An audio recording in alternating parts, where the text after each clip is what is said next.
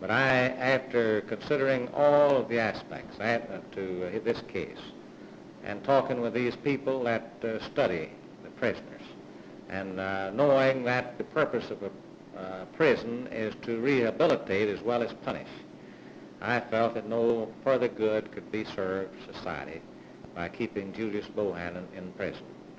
And after he had worked out a satisfactory work program with a veterinary hospital near Dallas, I felt that he should be released. And I might say my first impulse was to keep him in the prison. Had I made a decision 2 months ago, that's probably what I would have done, is turn him down. But after taking time to study it over and gather additional information, I convinced myself that he should be released. Did you receive any correspondence in favor of the parole? Not a single letter in favor of letting him out. Every letter that I've received and every petition has been against releasing him from prison. But I felt that those people who sent me the letters and the petitions didn't have access to all of the information that I have had. And of course I know that it's hard for the friends and relatives of the people that he murdered to ever feel that he should be released from prison. But I feel that I have done the right thing. I have signed it, and the man will be released within a few hours.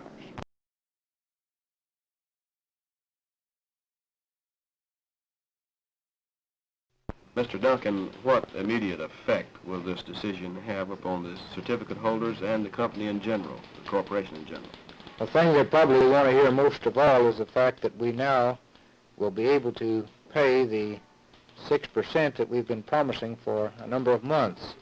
We will have to wait and see that the opposition is not going to take an appeal to the Supreme Court of the United States. Once it's been determined that no appeal will be taken, then it'll be a matter of just a few days in getting the checks actually into the mail. Now, the next thing of importance to the certificate holders is the fact that this will probably result in a favorable decision on all of our tax problem. We had already won a favorable decision up through the year 1956, and with the circuit court saying that Judge Chandler was right in all respects in his holdings, it looks to me like the Treasury Department will now agree that we should have the same decision with respect to 1957 and future years. How about the possibility of reorganization? Well, Judge Chandler anticipated this result, and we set up a timetable already that can't be speeded up. This decision will not make us move any faster because we already, my report to the certificate holders will go out this week, and that's the trustee's report, which is required prior to a plan of reorganization being submitted. And then at the same time, the certificate holders will be asked to send in suggestions for a reorganization. They have till October the 31st to do that. And then I have until November the 15th to submit a plan of reorganization or tell the court why none is feasible.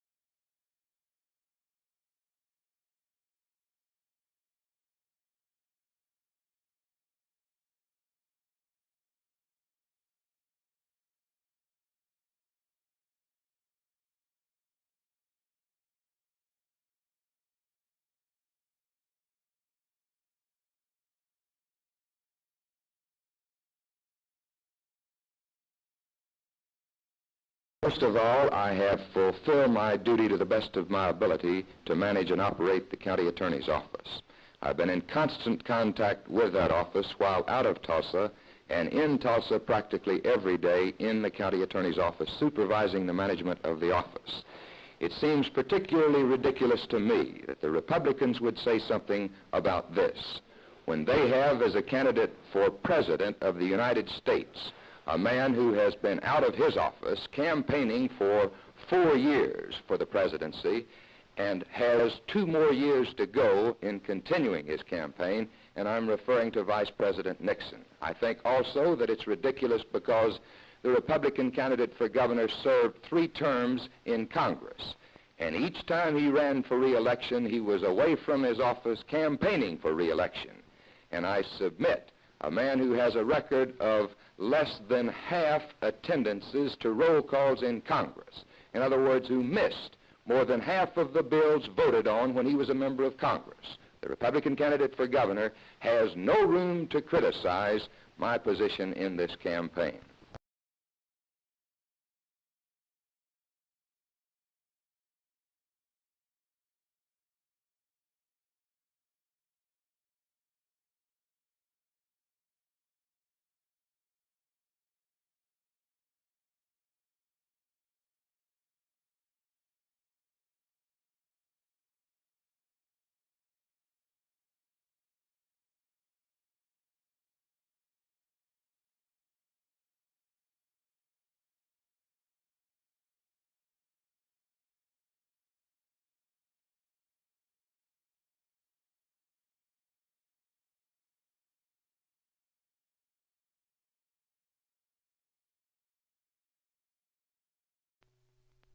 This is the OTCX-1 circular foil spacecraft. And what is its purpose? Its purpose is true space flight, manned. We plan to take it to the moon and return. So when are you going to leave, sir? We have set the date of December the 7th, 1959, wherein myself, Major Wayneho, retired, and a third party not yet selected will take off for the moon and return. And you're going to leave from where? From Space, Maryland. Space, Maryland. That is the area of real estate wherein this craft will be fabricated, and we have obtained the name of Space for it. Who's building it? It will be the OTC Enterprises Incorporated, and I am the head of them, and the fabrication will be done by various contractors.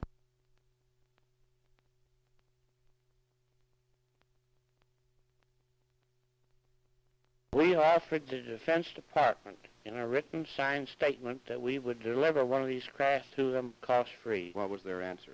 They found no value in our offer. The tone of the letter said that they had no further interest in the proposal.